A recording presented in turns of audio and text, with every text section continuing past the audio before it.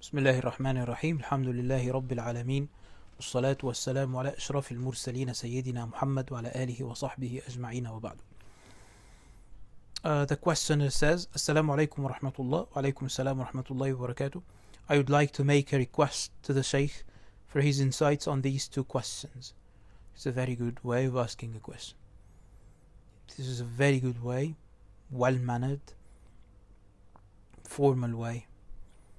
I hope people keep things formal when they discuss al-ilm, when they treat one another, students, mashayikh. Yeah, with your friends, fine. Although you have to watch your muru'ah all the time. This is a different topic for a different time. The first one is, what are some of the common pitfalls students at various stages, for example, beginner, intermediate, advanced, may fall into on their intellectual and spiritual journeys to becoming scholars? This is a very good question, thank you. How do we best mitigate and avoid those issues? Jazakallahu khairan wa jazakum khairan. Thank you. When it comes to the first one, as for beginners, the most common, the most serious pitfall is thinking that they've acquired knowledge. As scholars said, it's like a sea. If you are standing, you're still standing, touching the water. It doesn't even fully cover your feet on the shore. But you think that this is the end of the world. Maybe you're just swimming or somewhere. It covers your knees, it covers your waist, it covers your chest.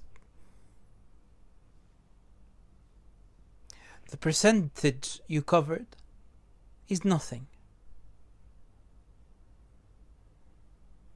And if you take a boat and maybe you spend an hour,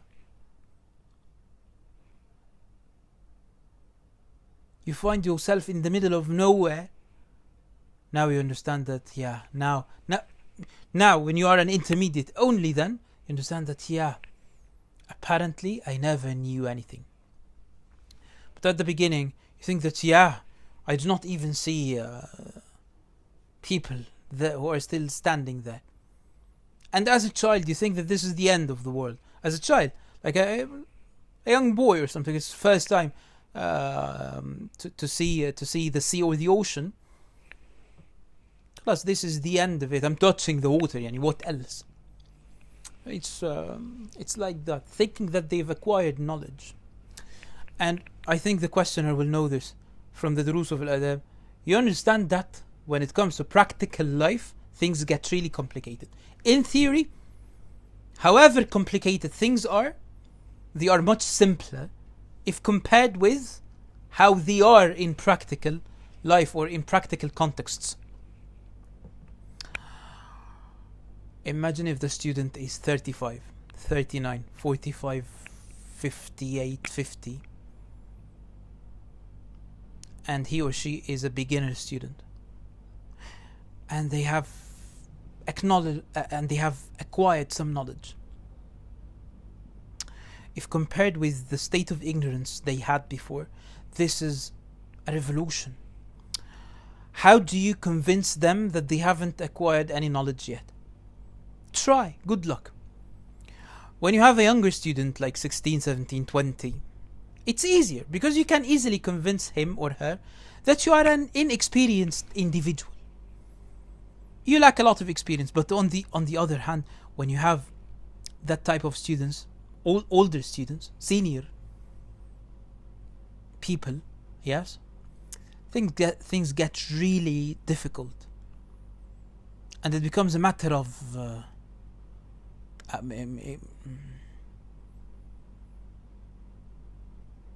it's like an ego defense mechanism. In order for them not to collapse, their ego interferes and convinces them that you've acquired knowledge, alhamdulillah, khalas. Not that they have finished, but now they know, and they never had this before. It's really problematic for beginners. Unless they resisted, unless they see what is Sufiya, teach what is Sufiya, dictate, in order for their anfus or their nufus to be purified, I think they wouldn't be able to continue studying knowledge. They wouldn't be able to continue studying al-ilm. They will just stop there, and they will stop thinking of themselves as knowledgeable people. They will just stop there. طبعا in very few cases they continue as teachers or scholars. These are ضالون مضلون, no hope for them unless Allah subhanahu wa ta'ala يعني grants them الرحمة الواسعة, يعني no hope for this type. Intermediate students, I think one of the main pitfalls is that they do not know where to go from where they are. They feel really confused about how to continue, especially when things get complicated and when phases take more time. For they have to be selective somehow. They have to have this wisdom that makes them decide, that makes them see priorities, that makes them avoid choosing or picking randomly. I think this state of confusion, this has to be treated. This state of chaos, this has also to be treated, and this is only treated when you have a main shaykh. You take one main shaykh and a lot of secondary mashaykh. One main shaykh means he's responsible for your intellectual development, and I'm talking here about a shaykh, not your spiritual intellectual development. The spiritual development, this is a different type of al-mashaykh. It could be the same person, but it rarely happens like this. And I think it's really overwhelming for one shaykh to be responsible for both aspects. But who knows, it can be done with very few students. It can be done. But I do not think a shaykh can do this with a bigger number of students, and I think most of the mashaykh, even those who are responsible for your spiritual development, they will just delegate this responsibility. They have senior mashaykh under them, like al-muqaddamin or the al-khulafa or so. But for the same person to be responsible for both things, I think it's difficult, and it has to be. And if it can be done, it will be done with a few number of students. Anyway, it's easier then to have one main shaykh who is responsible for your intellectual development. Probably this is the shaykh with whom you attend a lot of durus, a shaykh who knows you very well, a shaykh who knows how you developed, where you were before and now where you are, and other things. Yes. One main shaykh in al-ilm, a lot of secondary shuyukh. This is the perfect way of practicing al-ilm, and this is the way you overcome this problem and avoid this issue, the issue of the intermediate students, the confusion they suffer from.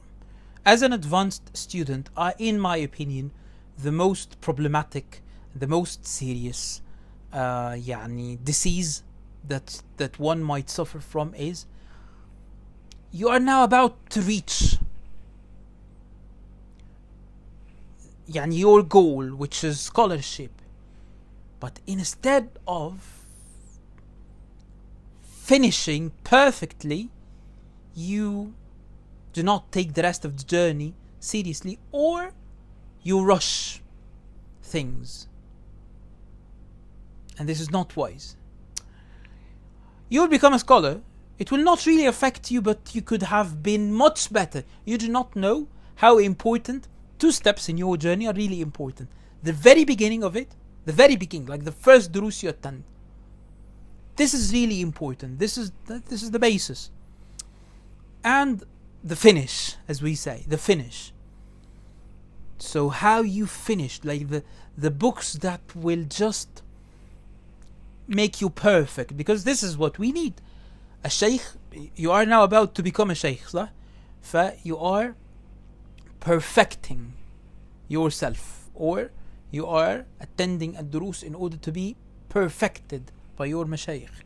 Yes, this is the definition of a shaykh, like a person who is perfect in one discipline, even if he is still a young person or in his youth, so that people do not get confused about the linguistic meaning of al-shaykh min al-shaykhuha, old age or so.